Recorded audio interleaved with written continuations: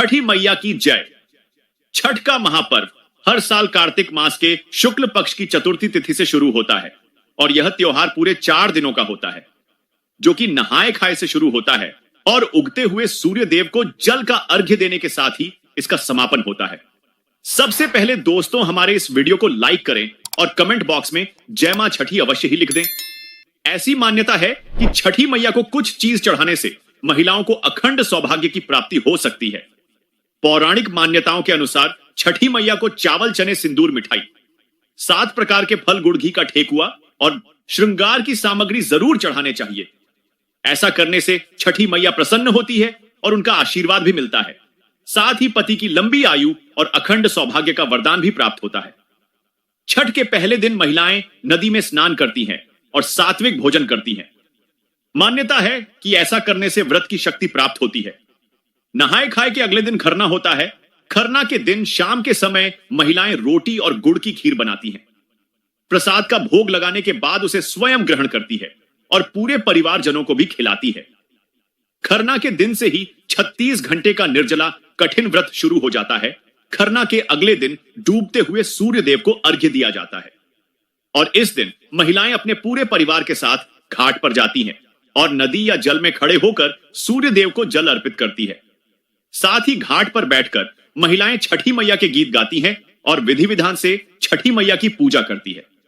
इसके अगले दिन यानी छठ पर्व के अंतिम दिन महिलाएं सुबह सुबह अपने परिवार के साथ फिर से घाट पर जाती हैं और उगते हुए सूर्य देव को यानी उषा काल में अर्घ्य दिया जाता है और इसी के साथ छठ के कठिन व्रत का समापन हो जाता है और व्रती महिलाएं जल और प्रसाद ग्रहण करके अपने व्रत का पारण करती हैं। हिंदू पंचांग के अनुसार इस बार छठ का पर्व 27 अक्टूबर सोमवार को मनाया जाएगा। षष्ठी तिथि प्रारंभ होगी 27 अक्टूबर को सुबह 6:04 से और इसका समापन 28 अक्टूबर को सुबह 7:59 पर होगा। छठ के व्रत में महिलाएं और पुरुष निर्जला व्रत रखते हैं और इस व्रत में नहाए खाए वाले दिन पहले सूर्योदय से पहले उठकर स्नान किया जाता है। घर की साफ सफाई करने के बाद चने की दाल, कद्दू की सब्जी और चावल का प्रसाद बनाया जाता है और यह शुद्ध शाकाहारी भोजन व्रती और परिवार के अन्य सदस्य ग्रहण करते हैं। स्कंद पुराण के अनुसार इस दिन से छठी मैया की कृपा शुरू होती है। दूसरा दिन होता है खरना या जिसे लोहंडा भी कहते हैं। खरना पर व्रती नए चूल्हे या मिट्टी का चूल्हा बनाकर उस पर गुड़ की खीर और रोटी आदि बनाते हैं। इस प्रसाद को ग्रहण करने के बाद अगले 36 घंटे का निर्जला व्रत शुरू हो जाता है।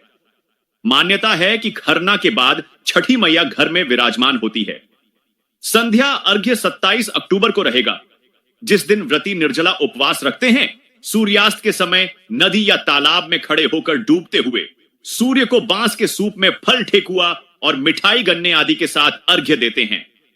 छठ पर्व के अंतिम दिन यानी उषा अर्घ्य वाले दिन और सूर्योदय से पहले ही नदी के किनारे उदयगामी सूर्य को अर्घ्य दिया जाता है, जिसमें किसी नदी या तालाब में कमर तक पानी में खड़े होकर सूर्य देव को अर्घ्य देने के बाद 7 या 11 परिक्रमा करने के बाद व्रती प्रसाद ग्रहण करके आना व्रत खोलते हैं और यह दिन संतान और समृद्धि की कामना को पूर्ण करता है।